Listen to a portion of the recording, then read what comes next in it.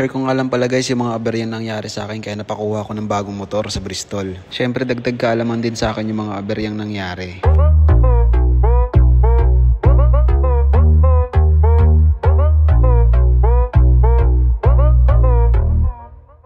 Nasa kalagitnaan ako ng biyahe nung nasiraan ako ng motor. Bigla na lang nawala ng kuryente yung motor at namatay. Kasalanan ko talaga bakit nasira yung motor. Dahil ako nga lang ulit nagbuo ng makina nito nung pinalitan ko ng head gasket. Pero nung time na yun walang kinalaman yung pagbuo ko ng makina sa dahilan ng pagkasira. Nasira talaga yan kasi lagi ko siyang ino-over RPM ng time na yan. Kasi nga, tinetesting ko yung gawa ko kung masisira ko ba ulit yung makina or yung head gasket. Dahil nga ako lang yung bumuo. Pero kasi iba yung nasira, yung fuse. Ayan yung nasira guys. Kaka-over RPM ko, pumutok yung fuse. Ayan o, tinan nyo, sira na siya. Nung time na yan, walang malapit na shop or wala akong makitang fuse na pwedeng ipalit. Kaya naghanap na lang ako ng alambre o ibang mga wire na pwedeng isalpak para lang mapagana natin yung kuryente ng motor. Kaso dito nasira lalo, panoorin nyo.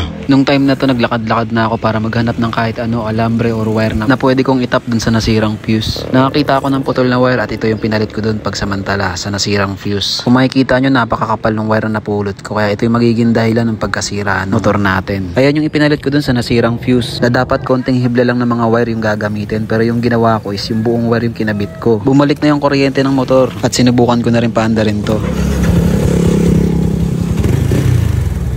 Gumana na yung motor, napaandar ko na, kaya binyahe ko na agad to at naghanap ako ng shop na pwedeng mabilhan ng fuse. Kaso nung nakarating ako sa shop, ito yung nangyari. Nasa shop na ako ng time na to, siguro mga 2 kilometers din yung nabiyahe ko. Minto na ako yan kasi may nakita akong umuusok sa parte ng headlight, kaya pinatay ko tapos tinanray ko ulit i-start. Ito yung nangyari.